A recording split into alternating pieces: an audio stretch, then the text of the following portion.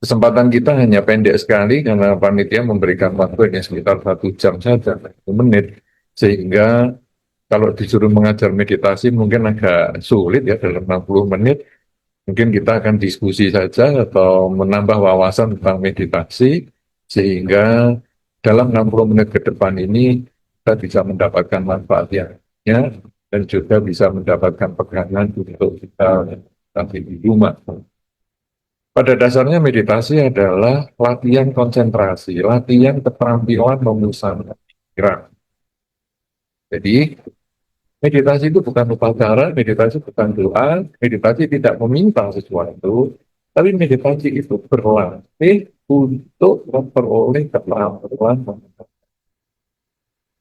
Ketika Anda sedang bekerja, biasanya pikiran kita gampang terdistraksi, gampang sekali kita terganggu oleh hal-hal yang lain. Misalnya ketika kita ada beban di rumah, masalah di rumah, kemudian ketika kita bekerja, kadang-kadang kepikiran masalah di rumah dan hasilnya adalah pekerjaan kita kurang berhasil ataupun kurang maksimal hasilnya. Demikian pula kalau di rumah, kadang-kadang kita kepikiran beban kantor, sehingga pekerjaan di rumah menjadi kurang maksimal. Nah, meditasi sebetulnya adalah melatih keterampilan memusatkan pikiran. Pada saat kita bermeditasi, kita disarankan untuk memperhatikan objek. Jadi, objeknya misalnya apa? Pernapasan, nafas masuk, nafas keluar misalnya. Nah, pengamatan pada nafas itu sebetulnya melatih pikiran kita supaya terbiasa menyadari saat ini saya sedang apa.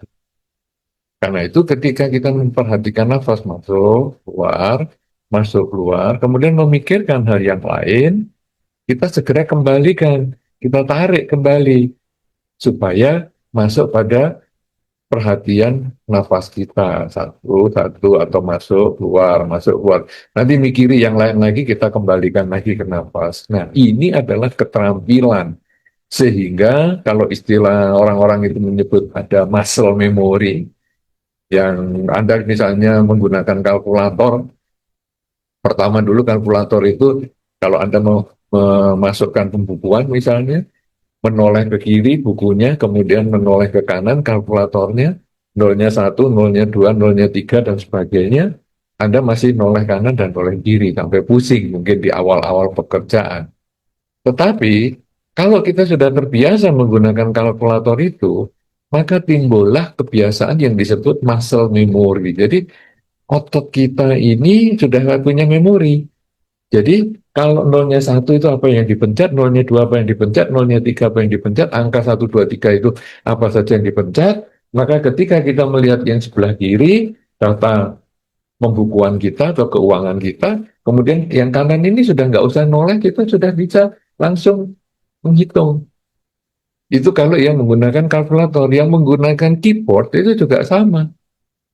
Dulu kita kalau mau mengetik ya tangannya itu pakai jari sebelah satu-satu gini. Tapi lama-lama kemudian kita terbiasa menjadi jarinya 10 kita gunakan semua. Nah, ini adalah muscle memory. Sehingga kita hanya tinggal melihat monitornya, tangan ini sudah nggak perlu dilihat, dia sudah ngetik seperti biasa, karena ini sudah menjadi kepanjangan dari pikiran kita. Inilah muscle memory. Nah, muscle memory bukan hanya pada muscle di otot kita secara fisik, tapi sebetulnya bisa kita bangkitkan, kita biasakan di dalam pikiran kita.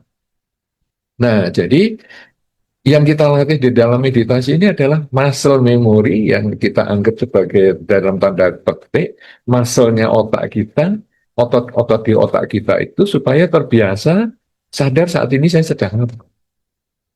Karena kita itu kalau kita perhatikan pikiran kita selalu memikirkan masa lalu atau masa depan. Padahal kita hanya punya saat ini. Masa lalu adalah saat ini yang sudah lewat. Masa depan adalah saat ini yang belum datang. Tapi yang kita pikirkan masa lalu, masa depan, masa lalu, masa depan. Nah, dalam meditasi bukan berarti kita menolak masa lalu, tapi kita menjadikan masa lalu sebagai pelajaran. Kalau yang bagus, kita tingkatkan saat ini. Kalau yang buruk, kita perbaiki saat ini. Masa depan juga tidak kita tolak. Masa depan adalah tujuan, karena saat ini yang belum datang. Masa depan yang membahagiakan, kita perkirakan membahagiakan, kita mulai lakukan persiapan saat ini. Masa depan yang kita perkirakan menakutkan, mulai kita lakukan persiapan saat ini. Jadi saat ini menjadi titik yang paling penting untuk memperbaiki masa lalu, membangun saat ini juga untuk meningkatkan di waktu-waktu yang akan datang. Nah, latihan dasarnya adalah saat ini saya ngapain ya? Saat ini saya bernafas. Karena itu ikut dengan kita terus. Sehingga ketika nafas masuk, kita sadari masuk, kita biasakan pikiran memahami masuk. Kemudian ketika nafas keluar, kita biasakan juga menyebut dengan keluar. Jadi masuk, keluar, masuk, keluar. Atau kita hitung 1 sampai 5 misalnya. 1, 1, 2, 2, 3, 3, 4, 4, 5. Pikiran ke tempat lain, tarik lagi. 1, 1, 2, 2. Pikiran ke tempat lain itu artinya masa lalu dan masa depan. Kita tarik lagi. 1, 1, 2, 2. Terus begitu, sampai nanti kita terbiasa dan terbangunlah muscle memori otak kita. Sehingga nanti pada waktu kita bangun tidur misalnya, kita langsung muscle memorinya adalah saat ini saya sedang apa? Sedang bangun tidur, duduk di kasur. Saat ini saya sedang apa? Berjalan ke kamar mandi. Saat ini saya sedang apa? Menggunakan pakaian. Saat ini saya sedang apa? Berangkat kerja. Saat ini saya sedang apa? Bekerja. Saat ini sedang apa? Dan seterusnya sampai pulang ke rumah, sampai kita mau istirahat lagi. Saat ini saya sedang apa? Sedang berbaring, istirahat.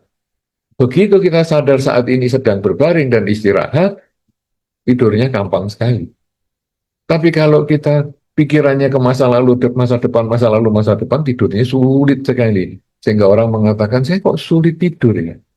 Saya iri dengan bayi. Bayi begitu gampangnya tidur. Saya ini kok sulit sekali. Kenapa? Karena mikirkan masa lalu dan masa depan. Jadi kalau masa lalu adalah, aduh tadi di kantor saya ngapain begitu ya?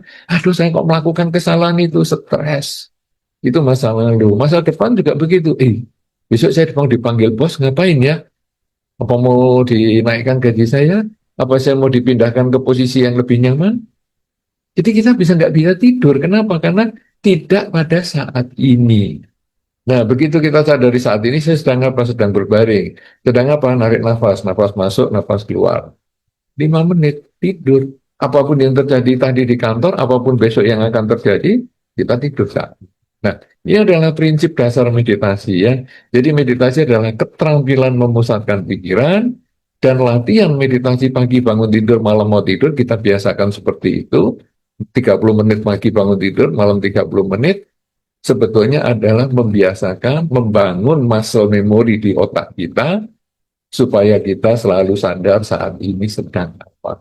Jadi meditasi bukan di 30 menit pagi bangun dan mau tidur, tetapi justru di kehidupan sehari-hari. Meditasi bukan di tempat-tempat pelatihan, tapi justru di kehidupan sehari-hari. Pagi bangun tidur, malam mau tidur, kemudian latihan di pusat-pusat pelatihan.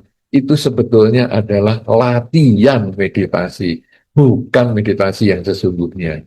Karena itu, meditasi yang sesungguhnya justru ada di kehidupan kita sehari-hari. Nah, ini adalah pembukaan kita. Nah, kemudian mungkin kalau ada pertanyaan, nanti dikatakan oleh Bu Susi, sudah ada pertanyaan-pertanyaan yang masuk, silahkan sekarang kita bahas pertanyaannya, ataupun kalau memang ada yang langsung, boleh juga langsung, kalau memang seandainya dari panitia memperkenankan pertanyaan secara langsung. Terima kasih, silahkan Ibu Susi membacakan ataupun mengatur jalurnya pertanyaan dari. Silahkan. Baik, Bante, terima kasih ya. Ya, teman-teman, jadi benar ya, kata Bante, meditasi sesungguhnya itu ya justru yang pada saat kita sehari-hari, bukan yang waktu duduk di cushion ya. Kalau duduk di cushion, kita cuman ibaratnya latihan ketenangan ya, Bante ya. Nah, Bante, kita masuk ke pertanyaan pertama ya, yang dari Google Form. Teman-teman yang lain boleh menyiapkan pertanyaannya, bisa tulis di chat, atau juga nanti yang mau langsung boleh raise hand. Dari Ibu In Perwiwati, Bagaimana cara memotivasi diri sebagai seorang ibu rumah tangga untuk selalu bermeditasi secara teratur setiap hari? Karena kesibukan sehari-hari mempengaruhi ketenangan dalam meditasi, karena pikirannya selalu mengembara. Nah, gimana tuh Bante? Pikiran kita memang selalu mengembara. Tadi yang saya sampaikan bahwa kita selalu berpikir masa lalu dan masa depan. Nah, sekarang bagaimana kita memotivasi diri? Sebetulnya yang pertama kita harus melatih dengan disiplin. Sama dengan kita berangkat ke kantor, Anda yang hari ini berangkat ke kantor dari mana saja, pusat maupun cabang. Sebetulnya kadang-kadang diakui atau tidak, kita itu waktu mau berangkat ke kantor itu ada satu masa yang agak males. Kayaknya badan agak capek-capek ya ini. Atau kayaknya udaranya tidak terlalu nyaman untuk kita keluar rumah. Atau paling enak di rumah. Atau ada anggota keluarga saya yang sedang datang. Kita sebetulnya agak males. Tetapi karena kita dituntut dengan ada tanda tangan, ya, kemudian ada absensi dan lain sebagainya, kita terpaksa berangkat. Dan begitu berangkat keluar dari rumah, kok suasananya beda ya? Kok jadi saya lebih happy lagi? Dan akhirnya kita sampai kantor bisa semangat. Tapi sampai kantor bisa semangat, pagi, katakanlah jam 8, jam 11 kadang-kadang males lagi. Kalau gini tadi nggak masuk, enak kalau di rumah, ini ada malesnya. Tapi kita paksa, nggak boleh pulang cepat, nggak boleh. Ajar terus, ajar terus. Nah, dengan disiplin akhirnya, jam pulang kita bisa siap sudah pulang. Nah, ternyata satu hari ini kita bisa lewati dari tadi males di rumah, kemudian kita paksa berangkat, kemudian semangat, kemudian sampai kantor lagi males lagi, kita paksa sampai jam pulang, dan akhirnya kita pulang dengan menyelesaikan tugas kita. Demikian pula di dalam meditasi, karena meditasi itu hanya sebagian kecil, itu hanya latihan untuk kehidupan sehari-hari, maka tentu malesnya juga ada. Bahkan kadang-kadang bikin alasan macam-macam lah. Maka saya sering mengatakan, ataupun tadi saya sudah pernah mengatakan, latihan meditasi itu pagi bangun tidur dan malam mau tidur. Supaya ngatasi malesnya. Kalau pakai jam, yo meditasi jam 5 pagi ya. Oke. Ada hari-hari tertentu kita jam 5 pagi itu memang sudah siap. Tetapi tadi malam saya itu tidurnya jam 1 malam atau jam 2 karena banyak kesibukan. Jadi kalau sekarang jam 5 saya meditasi, aduh ngantuk sekali, nanti aja ya. Nanti kalau jam kantor aja jam 12 sampai jam 1 saya meditasi. Jam 12 sampai jam 1 diajak ngomong sama temen, lupa meditasi. Ya sudahlah nanti sore. Nanti sore ada tamu, lupa lagi. Ya sudahlah besok aja digabung.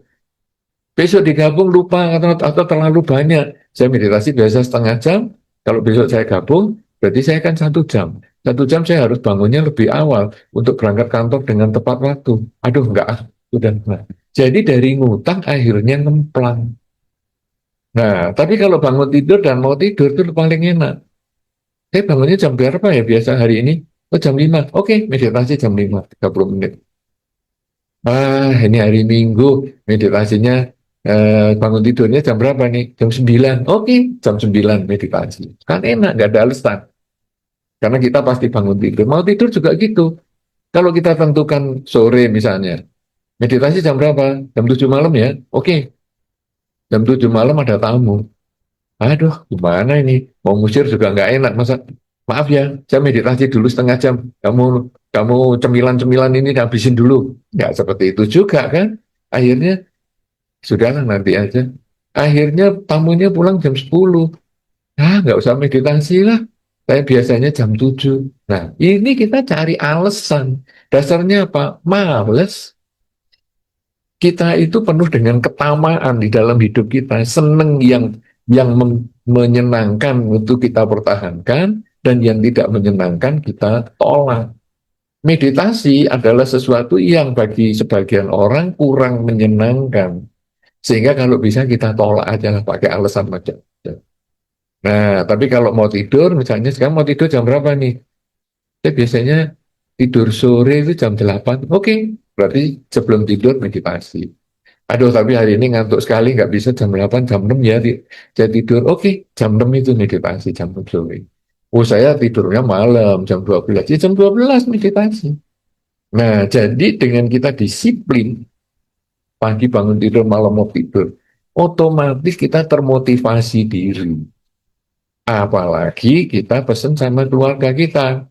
Kamu kalau tahu saya tidak meditasi pagi bangun tidur atau malam mau tidur, kamu boleh minta misalnya ditraktir.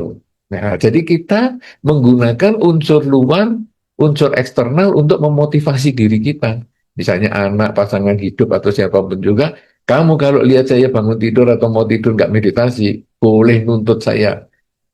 Nah, akhirnya kita daripada saya kehilangan sesuatu, daripada saya harus interaktif dia, oke, saya meditasi. Nah, itu adalah cara-cara memotivasi diri. Apakah Anda ibu rumah tangga, Anda pekerja, Anda hidup yang masih sendirian, atau Anda sudah tua, dan sebagainya, sama. Kuncinya adalah disiplin.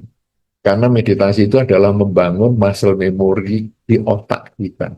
Kalau tidak disiplin, nggak bisa. Begitu, mudah-mudahan ini bisa diterima cara untuk memotivasi diri ini. Ya tentu banyak juga ya yang lain, misalnya tahu tujuan meditasi adalah untuk apa ini tadi, supaya kita lebih gampang fokus, mungkin kita menjadi lebih tenang ngadepi masalah di kehidupan sehari-hari, kita bisa lebih punya rasa percaya diri dan lain sebagainya, itu banyak sekali. Tapi yang saya mau tekankan di sini adalah kedisiplinan berlatih. Itu adalah termasuk salah satu upaya memotivasi diri. Demikian, mudah-mudahan bermanfaat. Iya, Bante. Silakan, Ibu Susi. Hal-hal yang diulang-ulang akan jadi mahir ya, Bante ya. Nah, dan kalau sudah tahu manfaatnya, sudah dapat satu aja aha moment, itu akan terus udah jadi motivasi ya. Bante, ini ada lagi pertanyaan dari Pak Rudi. Bagaimana cara kita memahami anicca, dukkha, dan anatta saat bermeditasi, Bante? Iya, anicca dukkha anatta itu bukan teori ya. Jadi kita nanti latihan itu otomatis kita perlahan-lahan mengerti. Oh ini, misalnya begini, dalam duduk bermeditasi, sebaiknya kita tidak melakukan gerakan apa-apa selama timernya belum bunyi. Paling tidak gerakannya itu hanya 3 gerakan, yaitu menegakkan punggung. Karena kadang punggung itu nunduk, kita angkat lagi. Menegakkan kepala, karena kepala kadang-kadang juga nunduk, kita tegakkan. Sama menelan ludah. Jadi hanya 3 itu saja. Kaki kesemutan gimana? Tahan. Dalam 30 menit, tidak mungkin kalau Anda kesemutan itu terus kemudian lumpuh. Jadi tahan aja, hanya 30 menit. Wah ini saya gatal sekali badan saya, ini gimana ya? Aduh, kok di muka saya sepertinya gatal. Tahan. Jangan melakukan gerakan apa-apa selain menegakkan punggung, kepala, dan menelan ludah. Saya gelisah sekali nih, kepingin ke toilet ini.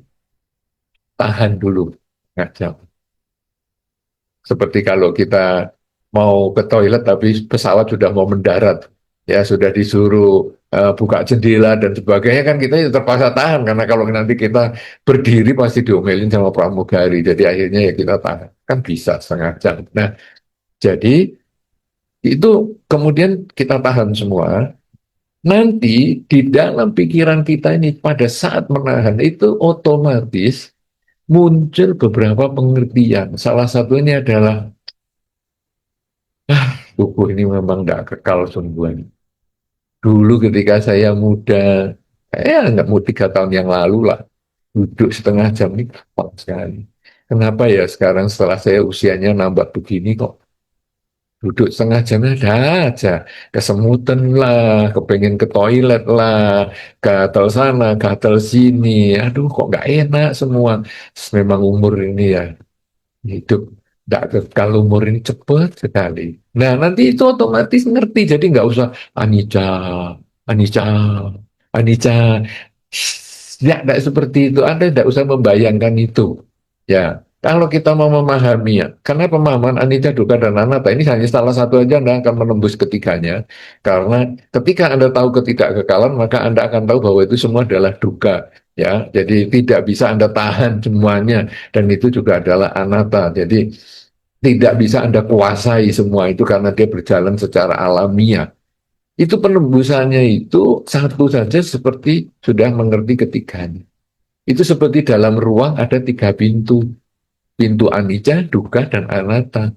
Jadi masuk dari mana saja akan memasuki ruangan yang sama. Jadi tidak dipisahkan. Sekarang aku mau merenungkan anicca dulu ah. Anicca, anicca, anicca sambil dengarkan ragunya Bante Giri, anicca, anicca, anicca. Nah, nanti Anda akan ngerti sendiri pada waktu Anda meditasi itu karena pengalaman. Jadi, kesemutan. Wah, gak bekal ini hidup ini lama-lama sakit semua ya. Tadi pikiran saya tenang nih. 5 menit pertama tenang, sekarang kok jadi gelisah ya. Nah, ini langsung kita tahu itu tidak kekal. Apalagi timernya kita pasang. Timer ini penting sekali ya. Karena timer itu adalah kehidupan kita. Jadi jangan meditasi tanpa timer. Meditasi gunakan timer. Karena timer kita ini ada yang besar, yaitu ketika kita lahir. Itu kita timernya dihidupkan. Dan timer kita kehidupan ini, waktu bunyi, berarti kita sudah terlahir kembali. Ini timer yang panjang. Lahir, terlahir kembali. Itu satu timer. Di dalam timer yang besar ini, ada timer-timer kecil. Timer waktu sekolah SD, timer waktu SMP, SMA, perguruan tinggi, S1, S2, dan seterusnya. Timer bekerja di Indofood ini misalnya, timer bekerja di situ. Itu adalah timer ketika Anda mulai masuk kerja, diterima, kemudian sampai Anda keluar atau pensiun atau apa, itu adalah timer semua. Kemudian dari timer yang besar itu juga ada timer harian, yaitu hari ini Anda masuk kerja, kemudian nanti sampai pulang, itu timernya berarti bunyi. Kemudian timer harian ini juga ada timer sekarang ini misalnya, timer pertemuan kita ini. Tadi waktu dibuka oleh Ibu Susi itu timernya dihidupkan. Nanti sampai ditutup, itu berarti timernya bunyi. Jadi hidup kita selalu penuh dengan timer. Artinya apa? Bahwa hidup ini tidak kekal. Kita pasti akan berpisah dengan yang kita cintai. Dan pasti akan bertemu dengan yang tidak kita sukai. Ketika kita sedang duduk meditasi, baru enak sekali timernya bunyi. Itu yang paling menjengkelkan. Jadi saya ini sudah latihan meditasi berbulan-bulan. Aduh sakit semua. Hari ini loh baru enak. Timernya bunyi dasar. Abaikan aja biar salah. Itu adalah tanda bahwa kita memuaskan ketamakan.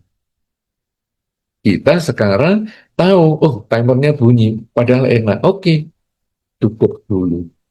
Nah, jadi kita bisa berpisah dengan yang kita cintai. Kenapa? Karena setiap saat kita akan ketemu kondisi-kondisi yang seperti itu. Kita latih dengan meditasi, karena meditasi adalah latihan keterampilan memusatkan pikiran pada saat ini.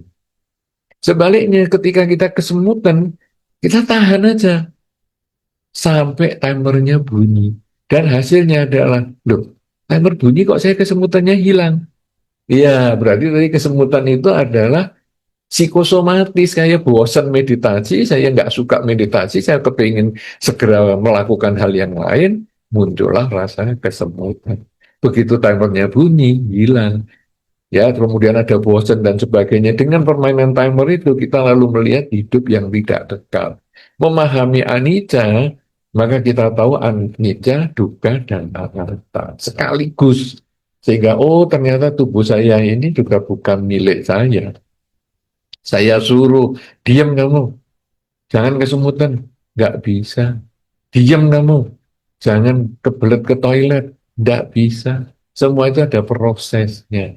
Nah, dengan cara itu setahap-setahap meditasi ini memasukkan anicca, dukkha, dan anatta ke dalam diri. Karena kita tentu tahu di dalam Dhammanussati disampaikan bahwa Dhamma itu sangat dekat, tak lapuk oleh waktu. Ya, dapat diselami oleh orang bijaksana. Kenapa? Karena ada di dalam diri, anicca, dukkha, dan anatta ada di dalam diri. Jadi jangan teorinya yang disampaikan, tapi nanti kita akan memahami anicca, dukkha, anatta. Teori anicca, dukkha, anatta itu diceritakan orang yang sudah memahami. Kita bukan belajar dari situ, tapi kita nanti akan memahami juga. Dan akhirnya kita akan mengatakan, oh ini anicca, dukkha, dan anatta. Ya, belajar pakai timer nanti Anda akan bisa memahami anicca, dukkha, dan anatta.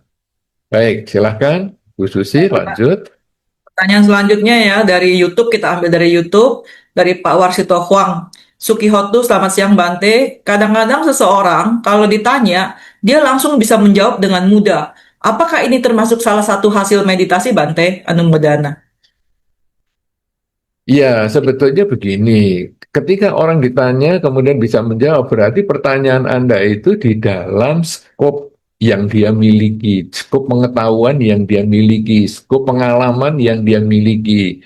Jadi kalau Anda bertanya di luar skop atau di luar lingkup pengetahuan ataupun pengalamannya, ya pasti nggak bisa dijawab.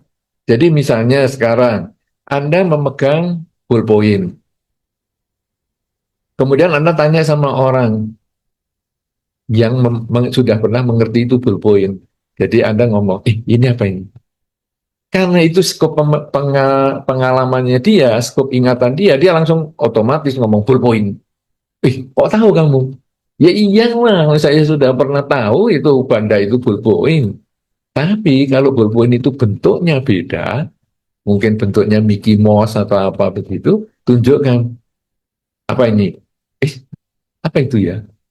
Nah, dia di luar lingkup pemahamannya dia. Itu Mickey Mouse itu. Bukan Mickey Mouse. Mickey Mouse bentuknya, ayo apa ini? Apa ya? Apa ya?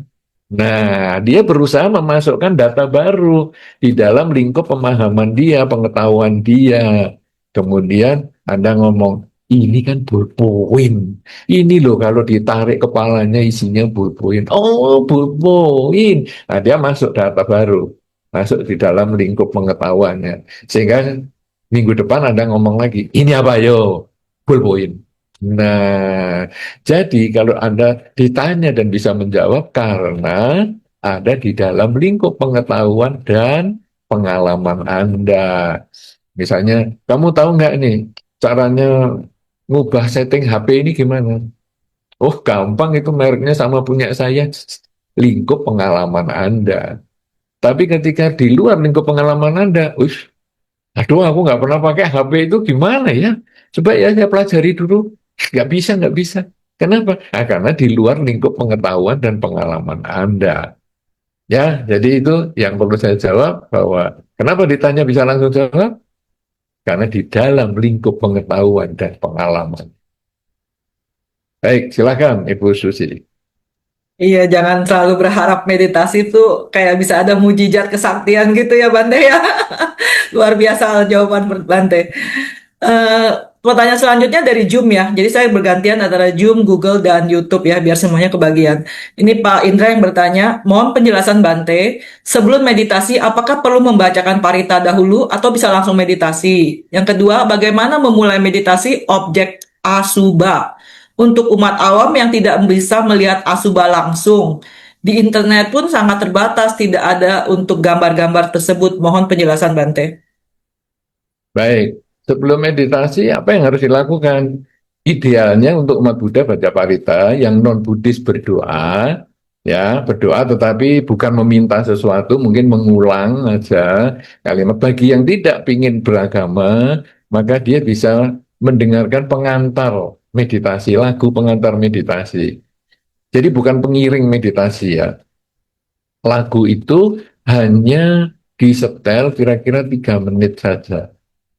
Saya kalau meditasi menggunakan lagu itu relaksasi sama dengan di spa ya. Jadi sambil berbaring begini dipijiti, ada aromaterapi, ada musik sepanjang waktu itu spa. Tapi kalau meditasi itu kita fokus pada latihan memusatkan pikiran sehingga parita, doa, Lagu itu hanya pengantar saja, menjadi transisi antara kehidupan kita sehari-hari dengan latihan spiritual atau latihan pengendalian pikiran. Itu hanya transisi. Anda bisa bayangkan kalau setelah ngetik misalnya pekerjaan Anda, kemudian Anda langsung, ya sekarang waktunya meditasi. Apa yang ada di dalam pikiran adalah pekerjaan Anda itu tadi. Tadi sudah benar belum ya? Ih, sudah saya save belum ya? Nah, dan lain-lain. Sehingga hasilnya Anda ini malah kacau meditasinya. Tapi setelah pekerjaannya beres, kemudian komputernya dimatikan misalnya, kemudian kita membaca parita sebentar, paritanya pendek saja. Seperti misalnya tadi dengan Ibu Susi memimpin dengan Wandana misalnya, 3 kali boleh ya. Kemudian apakah nanti dengan Tisarana misalnya, sehingga kira-kira bisa 5 menit. Nah, itu membuat kita beralih ke dunia yang spiritual. Kemudian kita baru meditasi. Nah, ini baru enak. Karena batin ini sudah siap. Itu sama dengan Anda misalnya mau tidur lah. Mau tidur itu apa ya? Anda pulang kerja terus tidur. Ya ada sih sebagian yang begitu. Kadang mungkin merasa nyaman ya dengan pakaian yang sudah habis naik kendaraan umum, bau segala macam aroma yang aneh-aneh di kendaraan umum, kemudian kita bisa tidur dan bantal kita kena baunya itu semua. Kalau bisa ya bagus. Tapi kan ada yang pakai upacara dulu kan. Kalau mau tidur gimana? Mandi dulu ah. Gak enak kalau nggak mandi. Lo tadi sore jam 5 sudah mandi, masa ini jam 9 mandi lagi? Iya, tadi kan kita naik kendaraan, guys. Gak enak. Mandi terus ganti baju. Ya. Jadi kan baju, waktu makan malam kan ada pakai baju sudah di meja makan tadi kan makan baju. Iya, tapi itu bukan baju tidur, itu kan hanya baju di rumah nonton TV dan lain-lain. Itu ada orang yang seperti itu loh. Artinya apa? Ada proses transisi. Sehingga kalau saya di tidur, karena saya sudah mandi, saya sudah bersih bajunya, memang baju untuk tidur dan lain sebagainya, tidur enak. Karena kita sudah dalam suasana yang memang terdukung untuk itu. Tapi kalau pakai pakaian kerja dan lain-lain, kan suasananya jadi nggak nyaman. Nah inilah makanya diperlukan sebelum meditasi ada sedikit ritual. Apapun juga yang Anda kerjakan agar menjadi transisi antara kehidupan sehari-hari dengan memasuki pengendalian pikiran atau spiritual. Kemudian bagaimana sekarang objek asubha di kehidupan sehari-hari? Asubha artinya A itu tidak, subha itu indah. Sebetulnya ya mudah saja kalau di kehidupan sehari-hari. Anda di internet bagaimana? Ya di internet juga ada. Sebetulnya kalau Anda mau nyari juga ada. Jadi misalnya mungkin agak sedikit yang di beberapa web khusus ya, yang disturbing pictures itu itu yang orang-orang, oh ada orang yang suka ngumpulin disturbing pictures, jadi orang atau videos, orang-orang yang ngumpulin yang begituan itu kalau Anda search itu akan ketemu. Jadi misalnya orang ketabrak kereta api, itu ada videonya lumayan. Jadi pecah kepalanya, otaknya berhamburan, itu ada videonya nggak disensor atau difoto. Itu bisa. Itu asubha juga. Ya, kemudian mayat itu juga ada yang ditemukan barusan tenggelam, misalnya sudah seminggu, atau korban kecelakaan ini itu ada videonya sebetulnya. Jadi di web-web tertentu, di channel-channel tertentu, video ataupun foto itu mudah sekali ditemukan kalau Anda eh, browsing-browsing di internet. Ya, kalau zaman dulu waktu saya masih muda malah sulit, belum internet seperti hari ini. Sekarang mudah sekali. Beberapa web banyak menyediakan itu. Tetapi kita tidak perlu harus berpikir tentang asubha itu yang mayat. Ada juga asubha itu yang berhubungan dengan makanan. Karena kita ini kan paling suka makan. Ya, disuruh puasa, puasa nggak enak, paling enak ya makan. Ya hari ini kita jam 12 sampai jam 1 sebetulnya jam makan. Jadi ya sebetulnya mungkin lah kalau mau kameranya dimatikan ya mungkin ada yang kerja tapi juga ada yang sambil cemal cemil ya bisa juga ya. Nah sekarang Makanan itu bisa jadi objek asupan. Anda kan tiap hari makan, pagi makan, siang makan, malam makan, katakanlah itu. Atau Anda mungkin masih nambah cemilan, mungkin roti ini, gorengan itu. Sekarang kalau Anda mau tahu asupa, makanan yang sudah Anda punya, sebelum Anda telan, keluarkan dulu. Mudah, itu kan ada di diri kita. Keluarkan dulu. Ini makanannya di sini. Anda lihat baik-baik. Oke, ini yang akan saya telan. Biasa saja. Loh kenapa? Itu kan milik kita. Itu kan biasanya kita telan. Kenapa sekarang setelah dikeluarkan, bisa nggak Anda telan? Rasanya sama nih. Enak. Punyamu bagaimana? Tanya teman sebelah. Punyamu gimana? Nggak sama ya? Punyamu lebih pedes. Bisa. Itu sudah asubah, nggak usah jauh-jauh. Ada di diri kita. Diri kita ini kumpulan asubah. Itu yang baru akan ditelan. Makannya jam 12 sekarang, 2 jam lagi. Kita lihat. Kalau di dalam perut itu prosesnya kayak apa. 2 jam coba ke toilet. Oh ini ya kalau udah 2 jam. Sedap. Bagaimana? Bisa?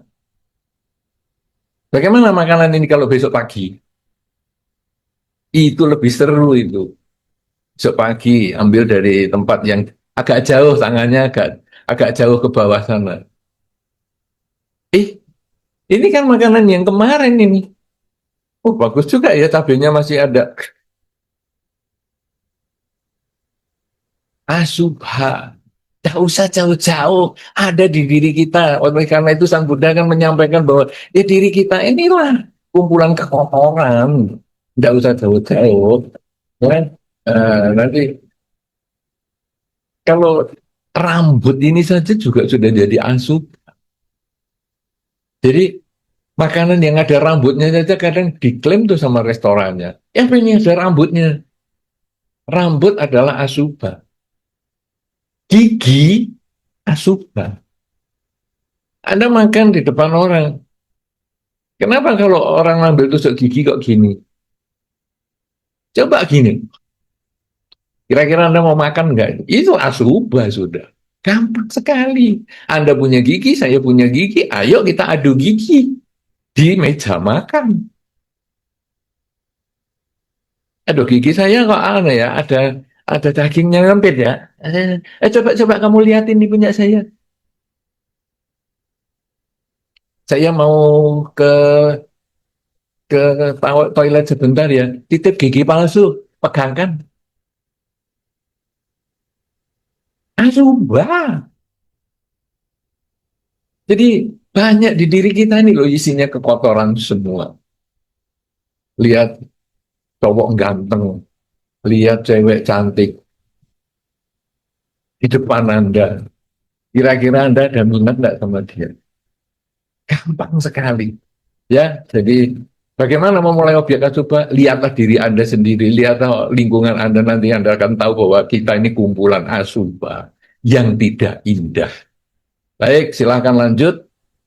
Ya, semoga jangan yang ekstrim-ekstrim dulu ya. Nanti jadi mundur malah. Bante, saya izin ya, memang ini kan topiknya meditasi, tapi ada satu dari YouTube ya yang menurut saya cukup bagus karena itu juga jadi pertanyaan saya juga ya, karena biasanya suka ada konflik sedikit ya antara volunteer dan pengurus wihara misalnya ya. Dari Niger, Sukihotu Vandami Bante, bagaimana caranya kita mengatasi rasa ketakutan ketika kita ingin berbuat baik, rasanya selalu ada ketakutan dimanfaatkan oleh orang lain. Akhirnya kita jadi netting dan motivasi kita untuk berbuat baik itu jadi turun. Kadang berkaca dari pengalaman saya sebelumnya ketika saya jalan di jalan Dharma ini, cenderung saya berbuat baik, tapi pengalaman sebelumnya saya menyadari banyak sekali orang-orang di sekitar saya itu memanfaatkan diri saya Atau yang saya dianggap orang yang bisa dikompromikan, selalu dianggap enteng gitu loh, Bante. Silakan, Bante. Baik. Jadi kita memang di dalam Dhamma ini kan diajar untuk berbuat baik ya. Nah, jadi gimana? Ini biara mau ada acara Waisak nih. Oke, bantu-bantu ya. Oke, berdana ya. Oke, gampang sekali. Nah, tapi biara sana juga bisa bantu enggak? Bisa. Bisa berdana juga enggak? Bisa. Biara itu bisa enggak? Bisa. Berdana juga bisa. Bisa. Lama-lama aku kok jadi capek juga ya diginiin. Apakah aku dimanfaatkan? Kita sekarang harus memahami bahwa diri kita itu adalah selalu menjadikan pihak lain sebagai objek pemuas. Satu contoh, saya kok suka HP merek ini ya dibandingkan merek itu. Kenapa? Karena HP merek ini memuaskan keinginan saya. Hurufnya besar, layarnya besar, terang, gampang settingannya. Yang ini layarnya kecil, saya sudah tua, susah. Settingannya rumit, jadi saya nggak suka. Itu sebetulnya adalah kepilihan secara personal, subjektif. Tapi kita menjadikan dia sebagai general, objektif. Jadi kalau ditanya orang, saya mau beli HP enak yang mana ya? Oh enak yang A, jangan yang B nggak enak. Itu mulai kita mengeneralisasi, menjadikan sebagai objektif, padahal itu subjektif. Kalau menurut saya, A yang enak, B yang tidak enak. Tapi menurut kamu mungkin beda. Nah, ternyata benar, iya yang B yang enak kalau menurut saya, iya karena itu cocok bagi kamu. Kalau beli rumah di mana kamu enaknya jalannya? Oh ya jalan ini. Kenapa? Ini dekat kantor, dekat kendaraan umum, kemudian dekat biara. Lah ini cocok dengan keinginan saya. Jangan daerah itu tuh jauh, sepi ini. Oh kalau saya seneng yang sepi daripada yang ramai. Nah jadi ini kan semuanya karena keinginan kita. Kemudian kamu anjing sama kucing suka mana? Oh kalau aku ya suka anjing. Kenapa? Karena anjing itu nurutan, juru gini bisa jaga gini gitu. Kalau kucing nakal gini gitu. Nah, tapi orang kok juga banyak yang pelihara kucing karena sesuai dengan keinginannya dia. Tidak sama. Jadi jangan digeneralisasi. Pelihara binatangnya ya anjing, jangan kucing. Tidak benar itu. Kalau saya senang kucing, berarti kamu kurang pengetahuan itu. Tidak bisa. Itu adalah kecenderungan kita. Kamu kalau restoran seneng yang mana? Saya restoran seneng yang ini. Kenapa? Karena harganya cocok, rasanya cocok, pemandangannya bagus, parkirannya luas. Nah kalau restoran itu saya nggak suka, sudah mahal, petugasnya judes-judes, keinginan kita. Semua keinginan kita kan, dunia itu kan hanya alat pemuas. Kemudian, sekarang anak. Ini yang mengerikan. Punya anak lebih dari satu. Kenapa saya suka anak si A daripada si B? Nah, kenapa? Karena si A itu ya kalau saya suruh nurut. Kalau si B saya suruh, ada aja alasan menjengkelkan. Tapi ya kalau saya pergi kemana-mana, saya keinget ya, ini makanan ini kesukaannya si A. Cuman karena anak saya lebih dari satu, ya saya harus belikan si B dan si C. Supaya kelihatannya adil, padahal tidak. Anak juga alat pemuas. Kerja, saya senang kerja di sini karena ini kelebihannya. Saya nggak suka di sana karena kekurangannya ini. Semua itu hanya alat pemuas. Nah, sekarang jatuh tempo kita mau berbuat baik. Berbuat baik pun itu adalah alat pemuas diri kita. Saya suka berbuat baik di biara. Kok nggak mau di tempat lain? Karena saya alat pemuasnya di situ. Saya puas kalau di situ, saya mendapat penghargaan dan sebagainya. Nah, jadi akhirnya ketika kita mendapatkan tanggapan dari pihak lain yang berbeda dari harapan kita menjadi tidak puas. Saya kalau di sana dimanfaatkan, maka saya nggak mau kerja di sana. Saya lebih baik kerja di sini. Saya merasa tidak dimanfaatkan. Dan tujuan Anda berbuat baik itu, tujuan berbuat baik adalah Anda ingin memuaskan diri Anda sebetulnya. Mendapat penghargaan, mendapat pemahaman yang yang berbeda dari lingkungan, tapi yang Anda dapat tidak sama. Nah, kemudian terjadilah hal yang tidak nyaman itu tadi. Tetapi memang ada orang-orang menjadikan Anda juga objek pemuas. Karena, oh ini gampang sekali disuruh ke sana sini, ayo sudah, biar aja. Nah, kita sekarang harus tahu batasnya. Ketika Anda mulai terpaksa melakukan sesuatu, maka Anda harus bijaksana memberikan jawaban. Yang penting adalah komunikasi. Jadi, ayo kamu, Anda ini ada bakso di sini, kamu bantu nah, atau kamu bantu tenaga, atau bantu berdana dan sebagainya. Nah, Anda menjawabnya yang baik, jangan mengatakan kamu mesti aja memperalat saya gini-gini ya. Itu kalau acting kan gitu. Ya, padahal mungkin dia ngasih kesempatan kepada kita. Tapi kita acting, jadi kita merasa kamu memanfaatkan saya. Kita jawabnya yang baik aja dengan mengatakan maaf ya, nanti lain kesempatan aja. Jangan putus asa untuk mengajak saya, tapi kali ini saya pas dulu. Ya itu. Nah, jadi Anda yang bisa membatasi. Kenapa? Karena Anda yang merasa dimanfaatkan karena Anda membuka kesempatan untuk itu. Tapi kalau Anda bijaksana memberikan jawaban, orang itu tidak bisa ngapa-ngapa. Jadi kalau misalnya Anda bekerja sebagai sales, atau Anda mendapatkan sales di rumah, ya sales sepeda motor, kemudian Anda ya beli. Sales panci datang di rumah Anda ya beli. Sales rumah datang ya Anda beli rumah. Sales pakaian datang ya Anda beli pakaian. Sales panci Anda beli ya Anda datang ya Anda beli panci. Kemudian di rumah pasangan hidup Anda ngomel-ngomel. Ini apa? Kamu beli panci, beli sepeda motor, beli ini. Loh gak salahnya sales nih. Sales datang lah, saya mana bisa menolak. Ya yang salah kan ya kita. Sales ya urusannya dia mau datang, mau ngomong itu urusannya dia. Tapi kan kita yang berhak memutuskan mau atau tidak. Oh, sales sepeda motor, maaf ya saya sudah punya kemarin barusan beli, selesai. Sales panci, wah bagus ini. Tapi nanti ya, karena ini pancinya saya masih kredit belum selesai. Oke. Sales rumah, wah maaf ini rumah saya masih bagus begini. Anda yang bisa nolak kok. Sekarang orang Anda takut dimanfaatkan. Kan? Kalau takut dimanfaatkan ya Anda tolak baik-baik. Karena mereka kan sales. Sales yang menawarkan kesempatan Anda berbuat baik. Ini loh, di sini ada pindah patah masal. Ini loh, di sana ada pembangunan wihara. Ini loh, tinggal Anda kan yang ngomong, maaf ya, ini kebetulan saya sudah ada dana hari ini saya gunakan untuk kesempatan di tempat lain. Selesai. Jangan nyalakan loh, kamu sih gara-gara kamu ngajak saya berbuat baik, gara-gara ini. Nah, ini kan kamu memanfaatkan. Bukan, karena kita nggak tegas untuk memberikan jawab.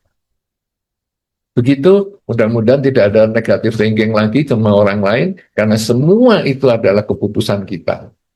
Tidak ada orang lain bisa memaksakan kita, hanya kita yang memutuskan sendiri. Sehingga resikonya kita harus tanggung sendiri, bukan orang lain. Ingat aja tentang sales itu.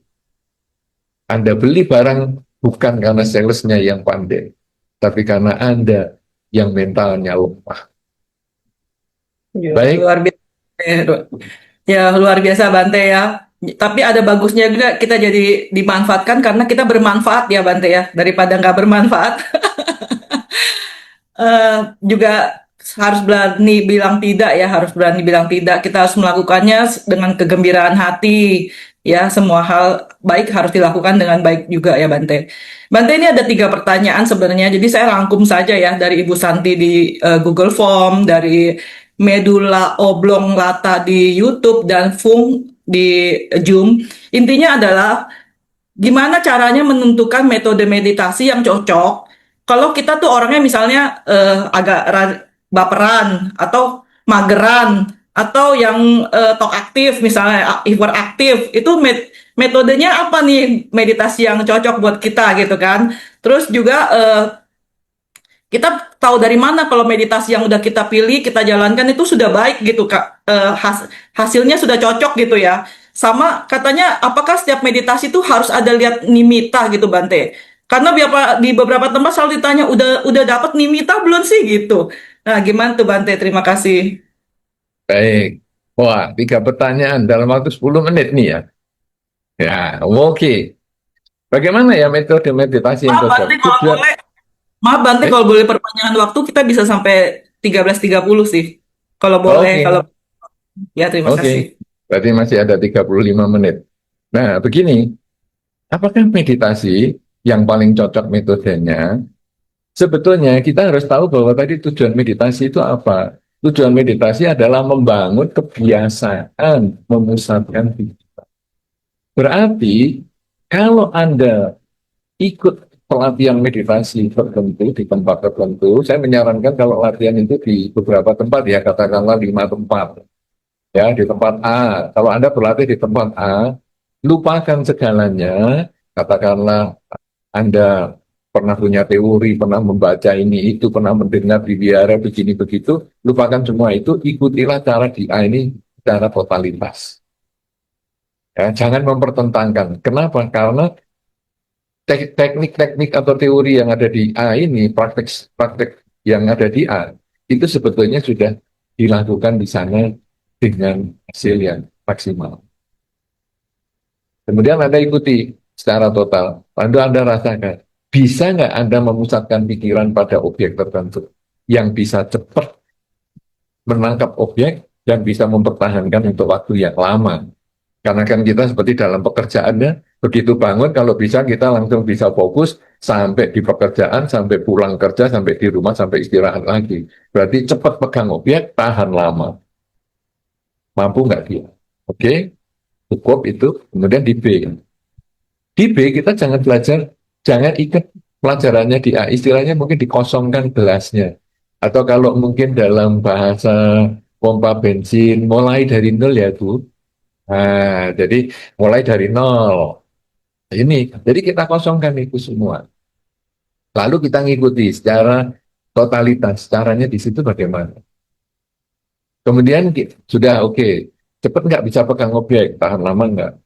Kemudian cara di C, di D, di E.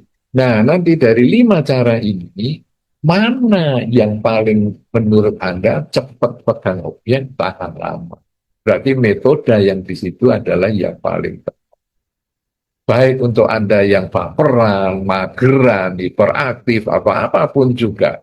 Metodenya yang menurut Anda itu cepat pegang objek, tahan lama, berarti itu yang tepat. Dan sekali lagi, ini semua adalah subjektif, tidak bisa dijadikan objektif. Sehingga menurut saya, menurut pengalaman saya, maka meditasi di A ini yang paling cocok. Wah, kalau dia, ya menurut dia itu yang paling cocok yang di B misalnya, atau yang di C. Tidak apa-apa, tiap orang punya kesenangannya masing-masing. Kalau saya suka nasi goreng, bukan berarti seluruh dunia harus suka nasi goreng kan. Ada orang yang suka nasi padang, ada yang orang suka nasi soto, nasi pecel. Ya, karena itu memang subjektif. Itu pertanyaan pertama. Kemudian yang kedua, meditasi bisa tahu baik atau tidak itu bagaimana? Kalau cepat pegang objek dan tahan lama. Kalau meditasinya belajar di situ kok nggak bisa pegang-pegang objek, nah, coba Anda pindah ke pelatihan yang berbeda lagi. Mungkin tekniknya nggak cocok. Ya, mungkin Anda perlu belajar lebih banyak lagi untuk mencari pengalaman di tempat.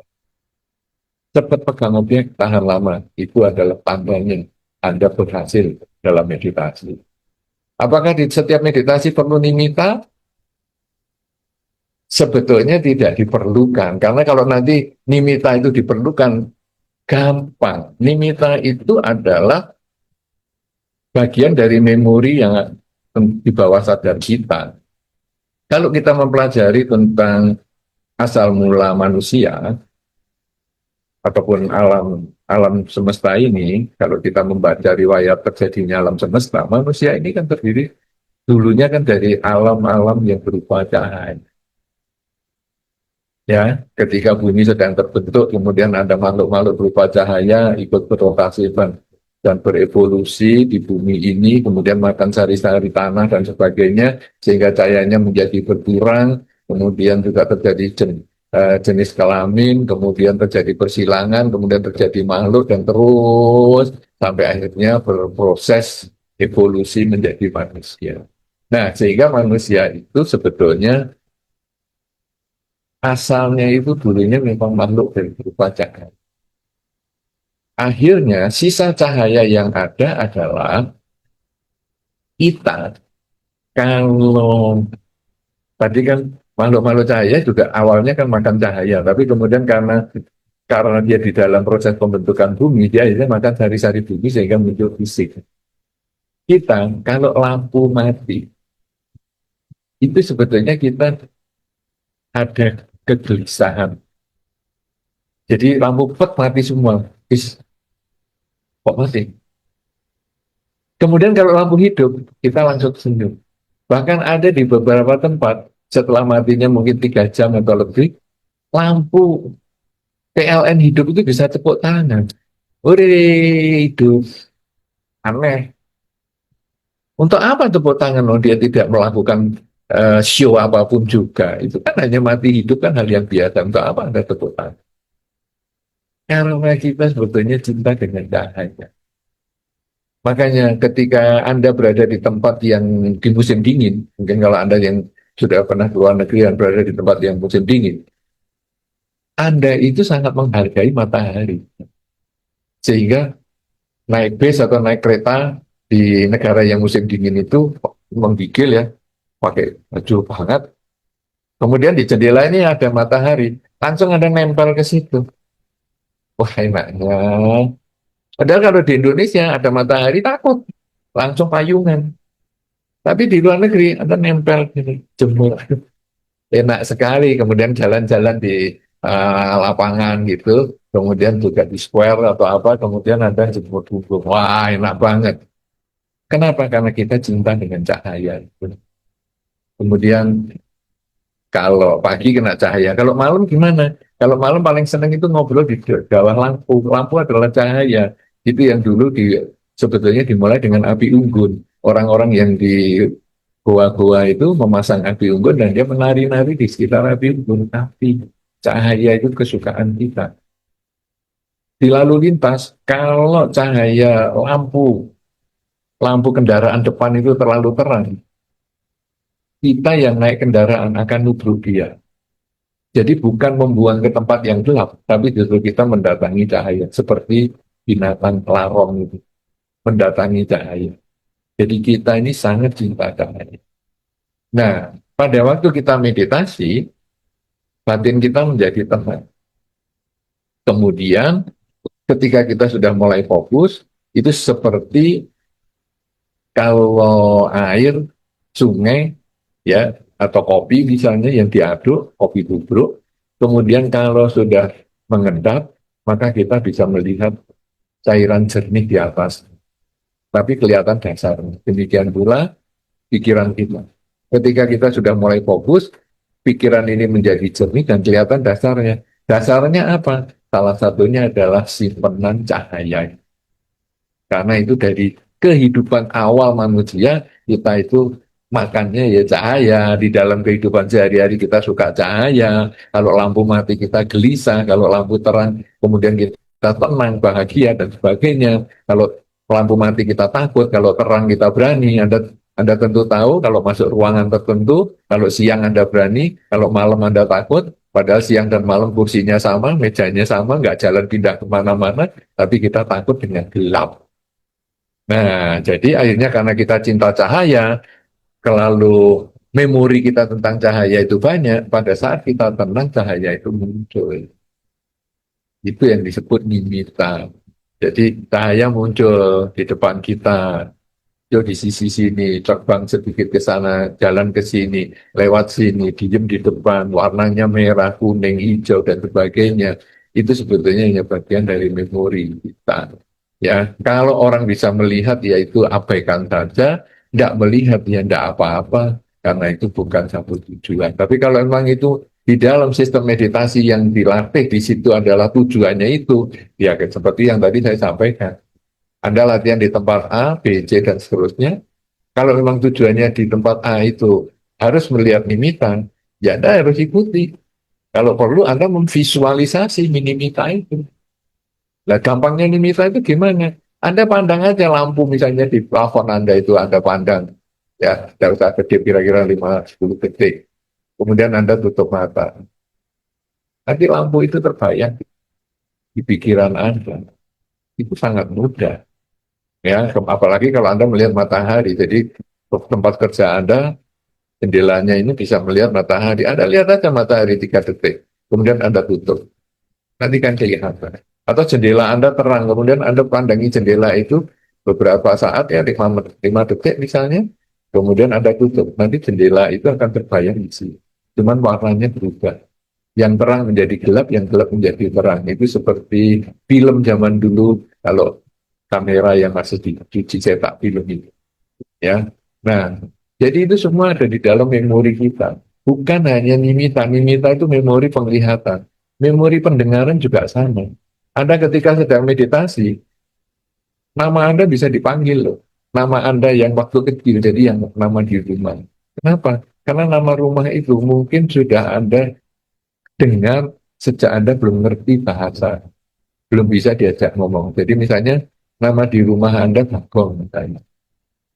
Jadi ketika lahir sambil digendong, sambil dikatain, Bagong, Bagong, Bagong. Anda belum bisa ngomong, belum bisa apa-apa. Tahu orang tua saja enggak. Bagong, Bagong. Tapi karena sudah besar, kita malu dipanggil Bagong. Bagong itu satu karakter di pewayangan yang bentuk badannya unik lah, bentuk mukanya unik, gaya bahasanya unik. Jadi kadang kita nggak mau mengerti kata itu Bagong. Aku nggak mau panggil Bagong, aku bukan anak kecil lagi. Oke, ada dipanggil nama yang sekarang. Namanya Roger. Wah, jadi gagah namanya. Dari Bagong kembali ke Roger. Wah, hebat banget. Robert misalnya. Wah, bagus banget. Nah, nanti waktu meditasi si Robert ini, maaf ya kalau di sini ada namanya Robert saya yang hampir ngawur gitu aja. Nah, saya tidak baca satu-satu nama Anda. Nah, kemudian saya namanya Robert. Kalau kebetulan nama sama ya maaf, ini disclaimer. Ini bukan karena maksud dan tujuan untuk menyindir Anda. Ya, Robert ini kemudian meditasi, lalu dia merasa dipanggil oleh neneknya, dong, atau apa ini? Kita merasa mendengar itu sebetulnya ya kayak kita yang dilihat, tapi sekarang ini munculnya karena setiap orang kan impiannya beda-beda, yang kuat di mana. Nah, ini yang kuat adalah telinga, dong, apa? Ini, ya nek, nggak ada. Kenapa? Memori, memorinya panggilannya itu. Padahal neneknya juga sudah meninggal atau apa. Tapi kan muncul. Ya, nah, kita dalam meditasi kita abaikan itu bukan objek, abaikan aja. Kita hanya boleh menegakkan puntung kepala dan menelan sudah. Objek-objek pendengaran, penglihatan, kemudian nafas juga gitu. Ada bau khusus ya. Kayak mana sih? Kan dupa, kalau dupa yang saya pakai bukan baunya ini, tapi wangi sekali ya. Kalau kita tanya orang itu dewa lah apalah, padahal itu memori kita yang ada di dalam batin kita. Jadi muncul seolah-olah kita mencium sesuatu. Nah, kalau nanti di dalam meditasi itu sebetulnya yang kita amati aja. Jadi misalnya melihat cahaya ya melihat, melihat, lihat. Karena indera kita itu hanya pintu aja, dapat jendela, sehingga dia bisa terima apa saja. Jendela itu kan bisa masuk angin, bisa masuk kelelawar, bisa masuk tokek, bisa masuk cicak, bisa masuk semut, bisa masuk ular, bisa masuk berduri. Kita jangan ngurut yang di luar ini, karena yang di luar objek ini tak terhingga yang kita punya. Yang kita urus adalah indria yang kita miliki. Kalau mau dengan ditutup jendelanya, berarti kita tutup apa saja yang bukan objek, apa itu. Tutup saya tidak mau pusing, jendela tutup. Tapi kalau saya mau memperhatikan objek, maka saya hanya membuka yang khusus saja. Jadi sekarang saya buka sebentar, datang misalnya nyamuk, maka saya hanya mengenali sebagai melihat. Daripada ngomong melihat nyamuk, nyamuk ini dari mana? Kok bisa masuk ke sini? Apa tahu alamat saya? Kenapa nggak WA dulu dan lain sebagainya? Itu tidak perlu. Jadi kita langsung mengenali sebagai melihat, melihat. Apapun yang dilihat itu tidak urusan. Nah demikian pula pendengaran. Kita mau tutup kuping, abaikan semua yang kita tutup. Tapi kalau mau kita buka, tanya, dong, sini dong, mendengar, dengar, sudah. Karena kalau itu diikuti, dong, ini, apa, apa nih? Itu diambilkan dompetnya Bapak Nuh, diambil. Kemudian Duh, bapaknya tahu, kamu kok ngambil dompetku? Nah, disuruh nenek, dapat dapat bisikan gaib, disuruh nenek. Ya kemana orang mau percaya begitu? Kenapa? Karena kita sudah halu. Dan itu terjadi, pembunuhan itu terjadi, begituan. Anak digorok sama orang tuanya, dia ngomong saya mendapat perintah ini. Anak saya seharusnya potong sendiri. Nah, jadi itu sebetulnya halu. Kenapa? Karena kita seolah-olah mendengar, padahal itu adalah memori kita sendiri. Demikian pula penciuman. Wah, ini tempat ini ada hantunya nih, ada dewanya ini. Buktinya wangi sekali baunya. Itu memori kita. Mungkin juga gitu. Waktu kita meditasi kok seolah-olah ada sesuatu yang mengelus-ngelus saya ya. Itu semuanya memori. Makanya pada saat meditasi itu abaikan. Ya, jadi kalau menurut pandangan saya tidak semua meditasi itu harus mendapatkan nimitta. Tetapi ada pelatihan-pelatihan meditasi tertentu yang mengharapkan ada nimitta. Kalau Anda ikut di situ ya Anda harus meng-create nimittanya itu supaya Anda sesuai dengan yang dari pelatihan. Baik, 3 pertanyaan sudah kita bereskan. Wah, luar biasa ya Bante. Ternyata benar ya, kita window shopping itu perlu ya. Karena kita mencari metode yang harus kita komitmen jalankan seumur hidup kita. Seperti kita mencari pasangan hidup ya Bante ya. Perlu window shopping juga. Bante ini mohon maaf saya rangkum lagi 3 orang lagi ya. Dari YouTube itu Pak Fendi Binata, dari Zoom ada 2, Pak Kusnadi dan Pak Acong. Mereka ini bertanya tentang halangan dalam bermeditasi sebenarnya. Jadi waktu meditasi itu kan sering kesemutan, kakinya kebas, terus ada pikiran kera ya, atau pikiran mengembara gitu kan. Terus ada juga yang merasa diganggu makhluk halus, terus juga ada rasa kebosanan. Nah itu gimana cara menghadapinya Bante? Terima kasih. Nah, sekarang meditasi itu kan ada 2 macam. Yang satu meditasi itu menutup pintu indera, yang satu membuka selektif. Nah, jadi kalau kita masuk ke dalam tahap yang pertama yaitu menutup indria, apa saja yang bukan objek kita abaikan. Maka halangan dalam meditasi tadi misalnya kesemutan. Tadi sudah beberapa kali saya sampaikan, selama kita meditasi yang saya maksudkan adalah meditasi duduk. Sebetulnya meditasi itu bisa duduk, berdiri, dan berjalan.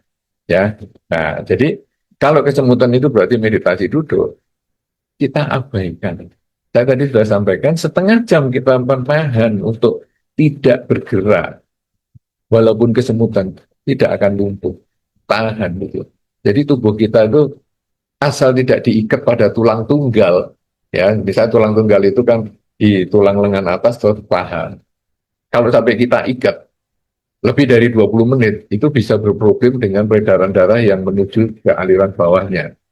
Tetapi kalau kita hanya bersila saja, maka peredaran darah itu bisa lewat di mana-mana karena tidak ada yang diikat. Ya, jadi mungkin hanya karena di balik lutut kita itu, karena kita menggunakan mungkin celana yang agak tebal, dari balik lutut kita itu agak tebal, sehingga di situ agak buntu. Tetapi tidak problem, karena peredaran darah itu kan cairan, dia bisa lewat pembuluh-pembuluh darah yang lain. Nah, jadi kesemutan kita tahan karena kita hanya bisa 3 gerakan, menegakkan punggung, menegakkan kepala, dan pangkalan.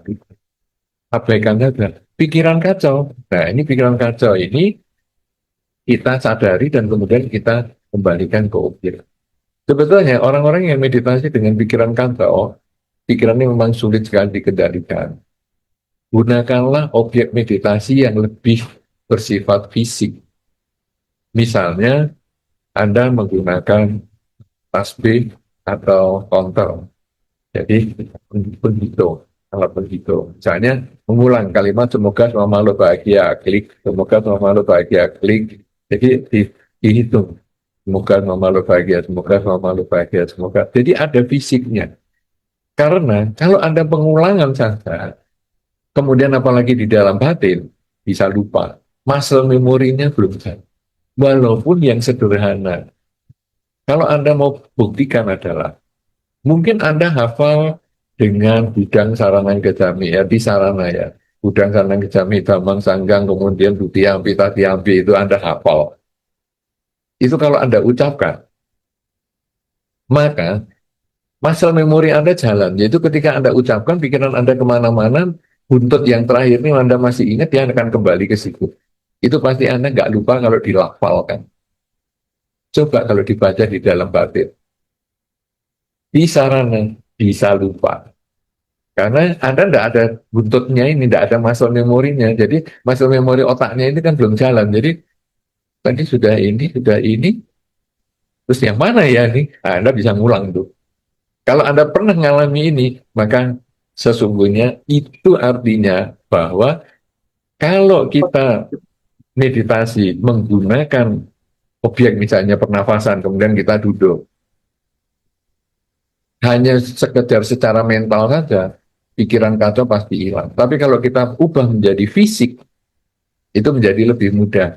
Karena kita klik, klik, klik, atau loh, kok tadi pikiran saya kemana nih? Oh ya, semoga semua makhluk bahagia. Klik, semoga semua makhluk bahagia. Atau ya kalau tradisional pakai tasbih. Semoga semua makhluk bahagia, semoga semua makhluk bahagia, semoga semua makhluk bahagia. Itu akan mempermudah untuk bisa fokus. Nah sekarang kalau diganggu makhluk, gimana ini? Makhluk itu nggak terlalu sepengangguran yang kita bayangkan. Jadi sebetulnya itu lebih cenderung karena memori kita. Makhluk yang kita lihat itu cenderung seperti makhluk-makhluk yang kita lihat di televisi. Kita kalau ketemu makhluk, kadang kita mau nggak tahu kalau itu makhluk. Mungkin Anda sering di kantor ketemu atau di rumah Anda pun bisa ketemu.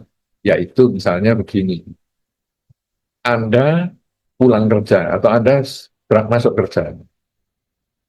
Masuk kantor, Anda melihat teman Anda si A itu duduk di situ. Kemudian, biasalah si A duduk di situ. Kemudian kita masuk ke tempat kerjaan kita kerja. Ada satu waktu kita merasa saya pengen ngomong sama si A. Saya cari kok nggak ada. Kemudian saya tanya teman si A tadi kemana ya? Tuh, si A hari ini nggak masuk. Eh, eh, siapa itu? Sebetulnya makhluk halus yang Anda bisa tembus, Anda lihat. Jadi ternyata tidak semenakutkan yang kita bayangkan. Di rumah juga sama.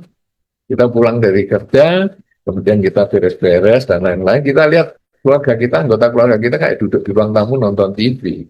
Kemudian ya kita mungkin mandi lah atau apa, kemudian ada waktu kita kepengen ketemu yang tadi kita lihat itu. Si A tadi kemana nih? Tadi kan nonton TV di sini. Saya nontonnya sendirian loh. Si A kan pergi, dari sore belum pulang. Loh, ini siapa ini? Yang tadi saya lihat. Tapi kita tidak merasa yakin dengan diri kita sendiri. Nah, itu sebetulnya adalah makhluk halus. Nah, jadi makhluk halus itu tidak terlalu sepengangguran gangguin kita juga.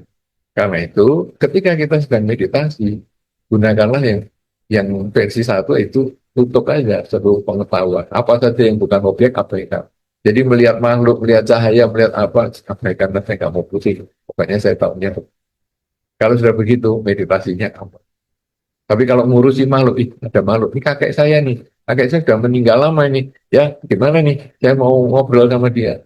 Begitu kita ngobrol, itu hanya bayangan kita sendiri. Kita menganggap itu kebenaran, kita bisa tersesat. Karena nanti kakek itu misalnya ngomong sesuatu yang negatif, misalnya, ya itu ambil dompetnya bapakmu misalnya. Dan kita merasa itu benar karena disuruh, padahal itu sesat. Ya, jadi itu abaikan saja yang paling gampang kesemutan pikiran kacau lah dan lain-lain, fokus saja pada objek apa saja yang bukan objek, abaikan. Maka meditasi Anda akan maju, cepat pegang objek dan tahan lama. Silakan Ibu Susi. Iya, terima kasih Bante. Bante, ini di luar topik meditasi, cuma saya pikir nih yang bertanya nih butuh pencerahan nih dari Bante ya. Ini dari Google Form, Ibu V, saya sebut V aja ya karena ini. Nama budaya Bante, saya memiliki kekasih yang berbeda agama dan kurang disetujui oleh orang tua pasangan. Apakah kalau saya setiap hari berdoa, berharap agar hati orang tuanya luluh dan menerima kami sebagai menjadi pasangan gitu, Bante? Bagaimana menurut pandangan Bante? Ya, ini memang menarik ya. Jadi punya pasangan yang beda agama. Gimana ya? Idealnya sebetulnya agama itu sama. Kenapa? Terutama di Indonesia ini. Karena Indonesia ini suka penuh perhatian dalam bahasa yang lebih halus dibandingkan kepo. Ya. Perhatiannya gimana? Kalau ini dua orang agamanya A sama B, kemudian pergi ke tempat ibadah A, si B nggak ikut. Itu orang-orang lingkungannya yang penuh perhatian dalam bahasa halusnya kepo itu tadi. Itu akan tanya, si B kemana? Si B, ya agamanya lain. Kok lain sih? Diajak sini dong. Wah, itu materialnya nanti panjang kali lebar. Sudah. Beda. Nah, kemudian begitu juga kalau si B pergi ke tempat ibadahnya di sana, itu ya sama. Karena memang Indonesia banget itu karakteristiknya. Karena pacarmu, katanya kamu sudah pernah sudah pacaran, sekarang sudah berdekatan sama si A, kamu nggak pernah diajak.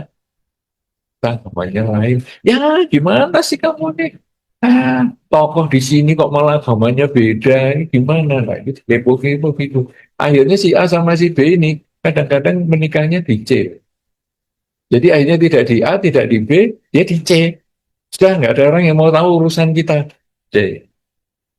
Nah, itu yang agamanya beda. Kemudian nanti, katakanlah si B ini mau ikut di A atau si A ikut di B ya, terserah. Dah, dua-dua ke, ke tempat ibadahnya. Si penuh perhatian ini, dia tanya lagi, kamu udah menikah belum? Saya sih baru pacaran ya 3 tahun. Ya 3 tahun kok pacaran lama banget ya menikah. Umurmu udah berapa? Nasihatnya keluar lagi. Padahal dia nggak berdana itu pernikahannya itu misalnya. Ya saya berdana dekornya atau apa. Nggak ada. Ya sudah dia pokoknya menghasut gitu. Oke menikah. Ada. Nanti pergi ke tempat ibadah itu. Si A dan si B ini dapat dapat perhatian lagi. Alias perkepoan itu. Sudah menikah berapa tahun ya? Ingat-ingat kamu ini sudah cukup lama loh ya menikah. Ya kita menikah 2 tahun. Sudah ada hasilnya belum? Sudah ada belum? Belum. Ya gimana ini kamu? Tuh masih muda gini kurang sehat nih berarti ya. Coba ke dokter sana sini. Wah nasihatnya juga banyak nih. Nasihatnya minum ini, hormon itu. Supaya cepet lah ada hasilnya. Mumpung ini masih muda, ini semua gini nanti harga-harga jadi mahal. Karena sekarang wah sudah impor-impor mulai dibatasi, malah nggak karu-karuan lah. Ya sudahlah, punya anak, aku pergi lagi ke tempat ibadah ini. Nah, si penuh perhatian itu memperhatikan lagi. Sudah lama kamu menikah kok anaknya cuma satu sih, kok nggak punya adik lagi. Dia nggak bayari sekolahnya, nggak bayari biaya kelahirannya, tapi ngurusi. Ya namanya penuh perhatian. Nah, dua laki semua. Loh kok dua kok laki semua? Ya mestinya ada perempuannya kan sejam. Tidak ada perempuannya, tidak bagus, kurang normal. Akhirnya cari perempuan supaya anaknya perempuan atau anaknya perempuan semua juga sama. Kok nggak ada anak laki ini? Itu penuh perhatian. Nah, orang-orang di dunia luar itu seperti itu. Kita yang harusnya memutuskan sendiri. Jangan dipengaruhi oleh orang luar. Orang luar itu silahkan usul, tapi kita adalah yang tetap harus punya prinsip. Nah, sekarang beda agama. Beda agama ini penuh perhatian ini juga pusing. Karena penuh perhatian ini, lingkungan kita, ini nanti terus-terusan. Jadi, sekarang kita berdua nih ya. Sekarang kita mau ibadah kemana nih? Ya sudahlah, gak ikut kamu kalau hari tertentu, hari lain saya ikut kamu. Oke. Kemudian, kita menikahnya cara apa ya? Terserah lah, ikut kamu nggak apa-apa, atau ikut kamu juga nggak apa-apa. Ikut ini atau ikut ini sama. Oke, menikah. Tapi tetap dua agama. Kemudian punya anak satu. Anaknya dididik apa nih? Didik, didik ini atau didik ini? Dididik ayahnya atau ibunya? Ya sudahlah, anak dididik ibunya. Ya. Lalu punya anak lagi, dididik ibunya lagi. Bapaknya merasa, loh, kok saya tidak punya geng nih kalau di rumah. Wah, ini sekarang saya perlu punya anak dua lagi nih untuk geng-gengan ini supaya dididik saya sama. Jadi bingung. Kemudian nanti terus tambah terus usianya. sampai sakit-sakitan. Si A sakit, enaknya disembayangkan agama A atau agama B. Itu bisa puyeng loh. Ya disembayangkan agamanya yang sakit, tapi saya nggak percaya loh. Saya nggak mau juga jemput pemuka agamanya. Untuk apa? Mau digrabkan apa gimana? Kan repot. Ya sudah ikut di B aja, ikut sembahyang yang sehat. Nah, ini nggak percaya. Tapi kalau saya percaya kan dari kecil atau dari waktu menikah sudah ikut agamanya B, buktinya saya nggak ikut. Ini sakit, ini berproblem. Kemudian meninggal. Meninggal ini mau disembayangkan agama A atau agama B? Ya agama A loh, yang A sudah meninggal. Disembayangi apa saja kan nggak tahu. Yang tahu kan keluarganya B. Jadi orang yang agamanya A bisa disembayangi cara B. Tapi ya sudahlah kita sembahyangkan cara A. Tapi semua semua anggota keluarga yang B nggak usah ikut sembahyang. Apa ya enak yang sembahyang juga. Nah sudah ini terus dimakamkan. Dimakamkan kira-kira bentuk makamnya agama A atau agama B. Ini makamnya suami istri dibikin bersamaan, sengkung ini, kemudian ini mau menurut agama A atau B. Itu bisa puyeng seumur hidup loh. Sampai mati pun masih puyeng. Nanti 3 hariannya cara A atau cara B. Nanti setahunannya cara A atau cara B. Nanti patidanannya cara A atau cara B. Mencari masalah yang tidak perlu. Nah, jadi sekarang kembali ke model kekasih beda agama ini. Kurang disetujui orang tua. Pernikahan yang tidak disetujui orang tua cenderung bermasalah. Anda boleh lihat lingkungan Anda saja dulu, orang-orang yang tidak disetujui orang tua itu cenderung bermasalah. Kenapa? Karena orang tua ketika tidak setuju dan Anda memaksa, dalam pikiran orang tua bawah sadarnya, itu ada ancaman. Itu kalau Anda sekarang di tempat kerja ya, di tempat kerja kemudian ada teman yang tanya, cara ngerjakannya gimana? Ini saya sebentar lagi mau dipanggil bos nih. Ini pertanggungjawabannya gini, ini bener nggak? Salah nih. Caranya gini salah. Coba kamu bikin yang gini. Caramu malah ruwet, sudah biar gini aja. Tidak apa-apa ya. Kemudian Anda ngomong, ya sudah tidak apa-apa. Tapi dalam batin Anda, itu ada kata-kata kecil sekali, halus sekali, dengan nada halus. Nanti kalau sampai bos marah, kamu jangan tanya saya lagi. Itu ancaman. Pernah Anda berpikir gitu? Ya, kamu saya kasih tahu nggak mau. Nanti kalau sampai dipanggil bos dan salah, baru tahu kamu bahwa aku sebetulnya lebih tahu daripada kamu. Itu kalau teman kerja ya biasa-biasa aja. Sudah kan? Dimarahi kan? Kita bahagia. Bahagia di atas penderitaan makhluk lain. Kenapa? Karena dia nggak nurut saya sih. Salahnya sendiri. Itu kalau teman kerja. Anak bisa begitu. Dan yang menggitukan orang tua. Apa nggak risiko banget? Karena orang tua itu sangat manjur kata-katanya. Jadi anak dikasih tahu, nak kamu jangan menikah sama itu ya. Kamu kan beda agama, nanti masalahnya sampai jangka panjang.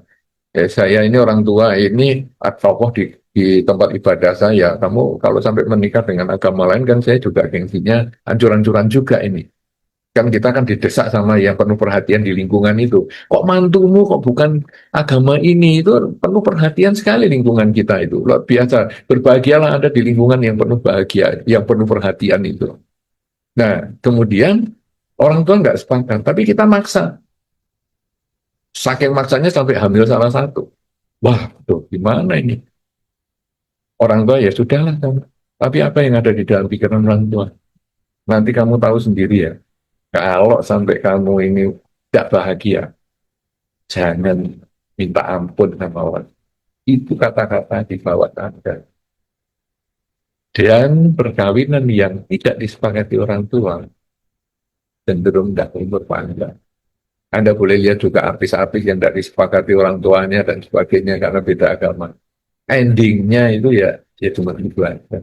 Kenapa? Karena ini penuh perhatian. Negara yang penuh perhatian. Kalau di negara yang tidak penuh perhatian itu bisa. Karena kamu mau ikut agama, kamu mau ke tempat ibadah, mana kan kami nggak pusing. Itu bisa, tapi di Indonesia. Dan, nah lalu usahanya untuk berdoa mengharap orang tua mertua setuju gimana? Boleh saja. Tapi kalau nggak sepakat ya jangan. Lebih baik akan menunjukkan kualitas diri Anda bahwa saya walaupun agama lain tapi saya penuh toleran, saya orang baik, saya orang pantas, kamu anggap saya sebagai calon menantu yang baik. Jadi Anda mengubah perilaku. Jadi kita ini sistemnya begini kan. Bukan saya akan buat kamu harus memahami saya, bukan. Saya harus mengubah perilaku saya sehingga kamu akan memahami saya. Jadi bukan apa yang bisa kamu berikan kepada saya, tapi apa yang bisa saya lakukan untuk kamu sehingga kamu bisa menyetujui. Ya.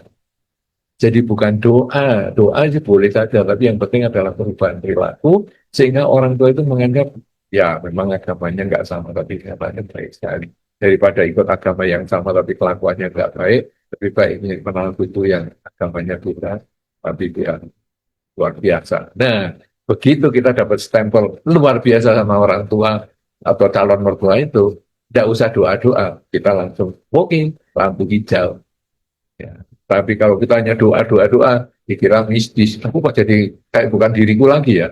Aku dulu kan nggak setuju sama dia. Kenapa aku jadi setuju? Mistis ini nampaknya ini pakai guna-guna. Kan repot.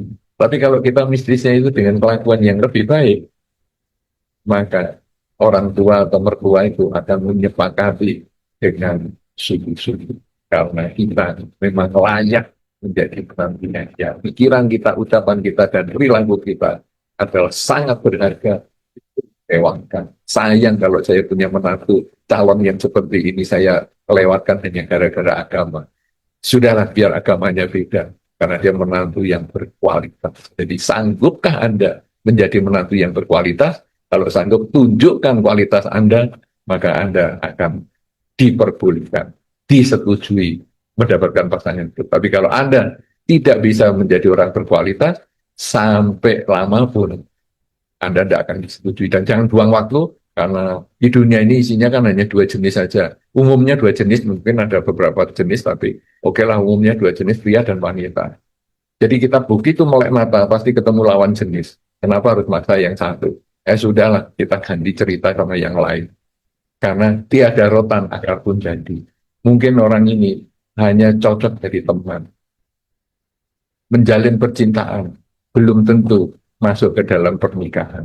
Orang yang kita nikahi belum tentu yang kita cintai. Tidak apa-apa, kita jalani saja. Toh hidup hanya sementara. Saya kira demikian saja. Terima kasih sekali atas pertanyaannya. Terima kasih juga Ibu Susi yang luar biasa bisa menyimpulkan pertanyaan dengan baik sekali. Terima kasih juga kepada teman-teman Perbudi yang luar biasa yang telah memberikan pertanyaan yang memusingkan sehingga saya bisa ya sharing-sharing berbagi cerita dengan Anda yang mudah-mudahan memberikan manfaat.